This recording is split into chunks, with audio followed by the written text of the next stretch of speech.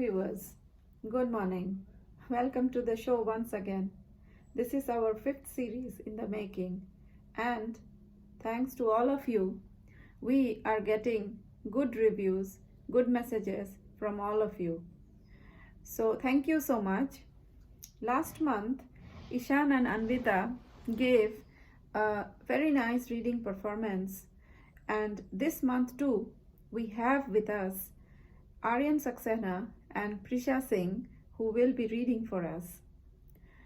The schools, as you know, have already started. The classes are going on in full swing. The children are very busy with their so many different activities, yet they found some time for us and did the reading for us. So I'm very thankful to them for doing this for us. I will start today's program with reading by Aryan Saxena.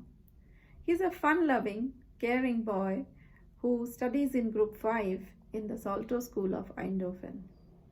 Other than reading, he also spends his time playing Minecraft in the PlayStation. He is fond of reading informative books, also historical storybooks, and growing up, he would like to become a businessman, or he would like to become a musician or a singer, because he is also a great lover of music. So welcome to the show, Aryan. We are waiting to hear from you what you are going to read for us. Welcome. Hello friends, my name is Aryan Saxena and today I am going to be reading one chapter of The Boy Who Grew Dragons. The worst thing to dig up was this stuffed Granddad called Bumblebee. It wound itself around everything, clinging to roots, shoots, and shrubs for dear life. Soon enough, I was in an almighty tug of war, boy against plant, and for a moment there, it really looked as if the evil bongo plant overrode my win. But I dug, and scraped, and pulled, and heaved, until all that was left was a patch of earth, and the strangest looking plant I'd ever seen. It was taller than me, and my blistered hands would have only made it halfway around the trunk. Except it was hard to see the trunk, because of all these long green cactus arms that draped down. It looked like a giant upturned moped, declared Granddad. But you know, green and spiky and knobbly too. Bizarrely, he wasn't far off sprang from some of the cactus arms were vivid yellow and orange tendrils like bursts of flames, and on each one of those nestled a fruit. Some were large and red and looked like they were about to burst. Others were small and green and looked new. But all of them had weird spiky pineapple-like leaves. They were so unlike anything I'd ever seen in a fruit bowl at home. I found myself reaching up to touch them. I noticed one of the small roots had already turned red, but the tendril it was attached to was being pushed down by the weight of a few larger fruits hanging above. I gently lifted it and moved it to one side to give it some space. And as I did, I saw something even weirder. "Hey, Granddad," I called. "It's glowing like those fireflies. Do you remember?" Dad said it was bioluminescence or something. He said, "Some jellyfish do it too." "It's bioluminescence," Granddad corrected. He peered at the red fruit and rubbed a finger across it. "I bet it's just mold," he said. "Come on, Chipstick, I'm famished." "But what is it?" I asked. Granddad wrinkled his nose. "No idea, but we can pull it off tomorrow." I looked at the red spiky fruit that was growing in my hands, and whether if I pulled it a little too hard, or it took that moment to fully ripen one way or another. The fruit dropped from the vivid tendril. Looking at it in my palm, somehow I did not feel like throwing it in the bonfire ball. So I tucked it under my arm before following Granddad inside. So here you can see the boy, and here's the dragon fruits, and here's his granddad.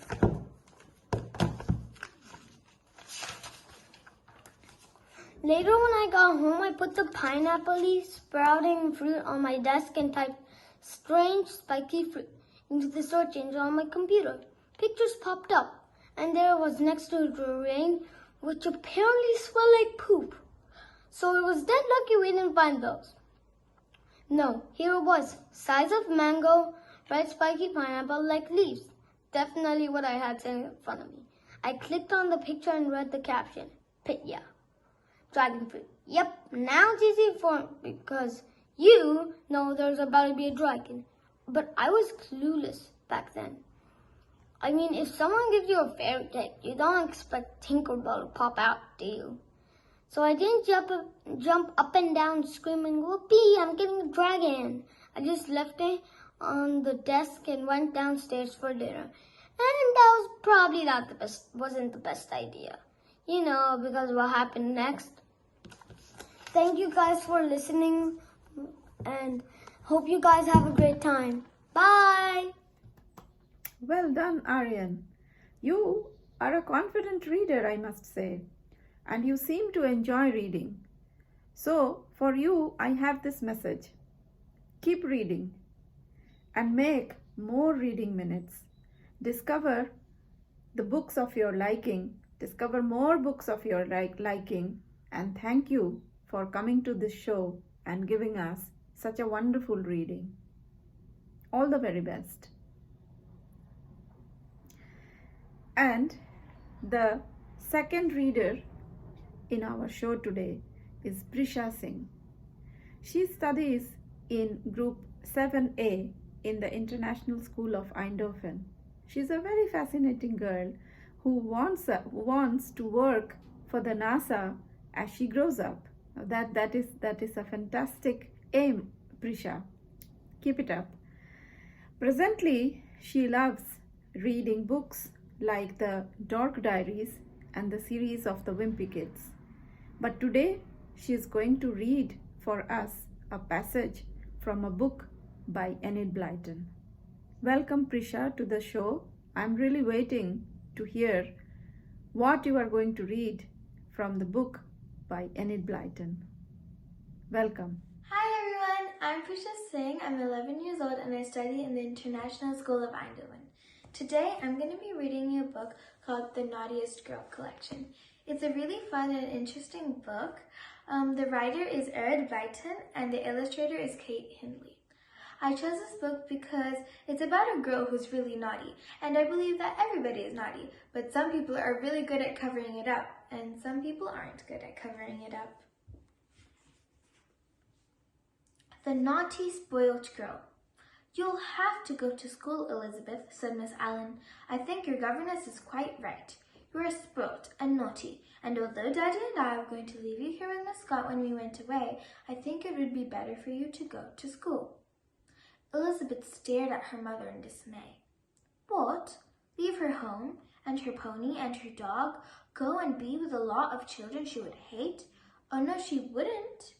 I'll be good with Miss Scott, she said. You've said that before, said her mother. Miss Scott says she can't stay with you any longer. Elizabeth, is it true that you put earwigs in her bed last night?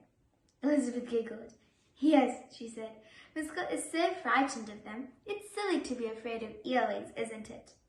It is much sillier to put them in somebody's bed, said Miss Allen sternly. You have been spoilt, and you think you can do what you like. You are an only child, and we love you so much, Daddy and I, that I think we have given you too many lovely things and allowed you too much freedom.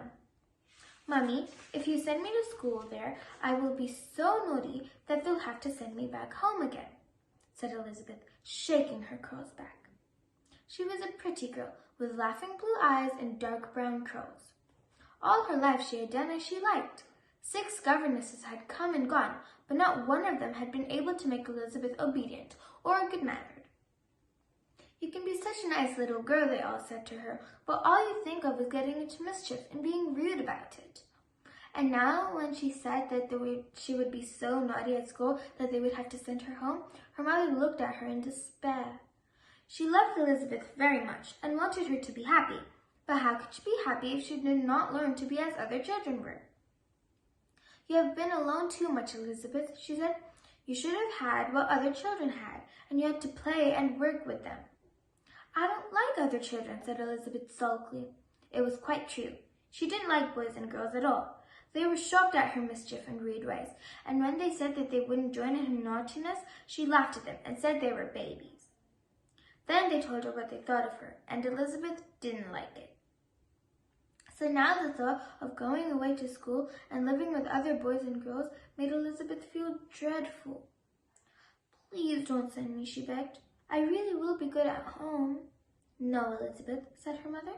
Daddy and I must go away for a whole year, and as Miss Scott won't stay, and we could not expect to find another governess for you quickly before we go, it is best you should go to school. You have a good brain, and you should be able to do your work well and get the top of the firm. Then we shall be proud of you. I shan't work at all, said Elizabeth, pouting. I won't work a bit, and they'll think I'm so lazy they won't keep me. Well, Elizabeth, if you want to make things difficult for yourself, you'll have to, said Mother, getting up. We have written to Miss Bell and Miss Best, who run Whitleaf School, and they're willing to take you next week. When the new term begins, Miss Scott will get all your things ready. Please help her all you can. Elizabeth was very angry and upset. She didn't want to go to school. She hated everybody, especially silly little children. Miss Scott was horrid to say she wouldn't stay. Suddenly, Elizabeth wondered if she would stay, if she asked her very, very nicely. She ran to find her governess. Miss Scott was busy sewing Elizabeth's name on a pile of brown stockings. Are these new stockings? Asked Elizabeth in surprise. I don't wear stockings. I wear socks. You have to wear socks at Whitleaf School, said Miss Scott. Elizabeth stared at the pile and then suddenly put her arms around Miss Scott's neck. Miss Scott, she said, stay with me. I know I'm sometimes naughty, but I don't want you to go. What you really mean is you don't want to go to school, said Miss Scott. I suppose Mother has been telling you? Yes, she has, said Elizabeth. Miss Scott, I won't go to school. Well, of course, if you're such a baby as to be afraid of doing what other children are, then I have nothing more to say, said Miss Scott, beginning to sew another name on the brown stocking. Elizabeth stood up at once and stamped her foot. Afraid, she shouted. I'm not afraid. Was I afraid when I fell off my pony? Was I afraid when our car crashed into the bank? Was I afraid when... Don't shout at me, please, Elizabeth, said Miss Scott. I think you're afraid to go to school and mix with obedient, well-mannered and hard-working children who are not spoilt as you are. You know quite well that you shouldn't get your own way, that you should have to share everything instead of having things to yourself, as you do now, and you should have to be punctual, polite, and obedient, and you're afraid to go. So that's how it ends. I really hope you enjoyed listening to my story, and I hope you have a good day. Bye! That was wonderful, Prisha. You are also a very confident reader, and you read with so much passion. In fact, those little pauses that you were taking while reading, that has made your reading so very interesting and attractive, and I'm sure the viewers must have liked it. So all the very best to you too, Prisha. And I truly enjoyed listening to your story, listening to the passage that you read from Enid Blyton's story. Keep reading, keep making good progress with your reading, and do come back to the show sometime later with a very new book of your choice. Thank you so much for being here. Dear audience, we cannot go further without your encouragement and without your feedback. So do let us know what you feel about this show, and if anybody wishes to take part in this show, feel free to contact me. We will meet again next month with 2 fresh young readers. Until then, it is goodbye from me. Thank you so much for being with us, being with this show. Goodbye.